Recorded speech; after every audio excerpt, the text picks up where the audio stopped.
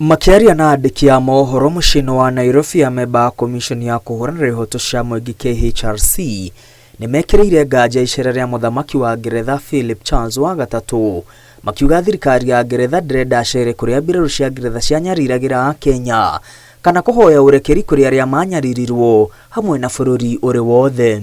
There is no indication that the king plans to meet with all the diverse groups of victims of gross human rights violation perpetrated by the brutal colonial regime and British multinationals in Kenya. KHRC irenda Mũthamaki wa Ngeretha etikire menyamariko iria Akenya matungirio hindi ya wathani wa mũkoroni makiria gatagati wa 1952 na 1960 riria njamba cia wiyathi ciarũagira bũrũri. The worst was during the emergency period between 1952 and 1960 when the British colonial authorities carried out a brutal campaign against Kenya's freedom fighters.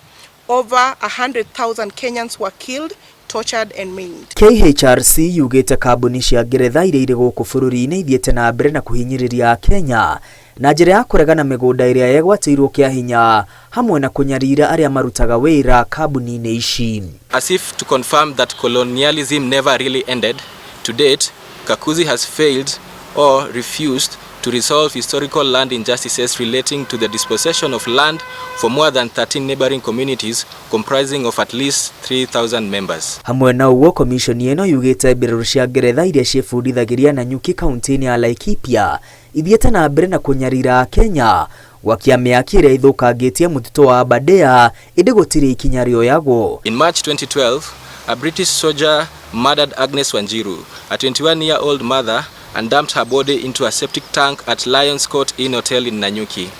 By the time Wanjiru's body was found, all the Batuk soldiers who had been at the hotel had returned to the UK.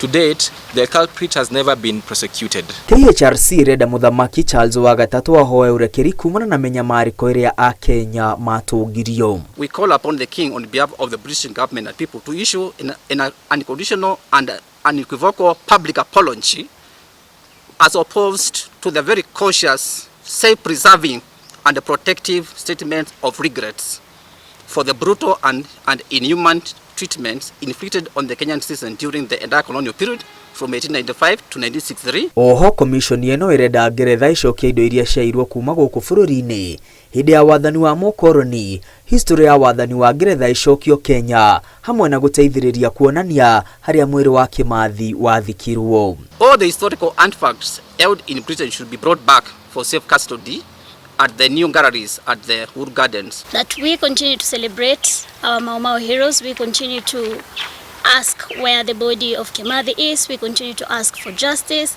and we shall be at the Kimathi statue. Commission ino ya KHRC irenda Mũthamaki acemanie na ikundi itiganĩte cia aria marũĩrĩire wĩyathi na kũrĩha family ciao. Oho commission ino irenda Mũthamaki ũyũ athe kambuni ciothe cia Ngeretha iria cikarĩire mĩgũnda mĩnene ĩndĩ atahirwo kĩa hinya icokie kũrĩ thirikari nĩguo makiri ma Kenya aria matarĩ ũikaro na aria matunyirwo mĩgũnda yao macokerio. The British government should implore its investors owning massive and fallow lands in Kenya in the midst of many landless and impoverished communities to surrender the same to the people and the government of Kenya for settlement and development. Mũthamaki King Charles wa gatatu erĩgĩrĩirwo gũkinya Kenya muthenya wa kerĩ kwambĩrĩria icera rĩake.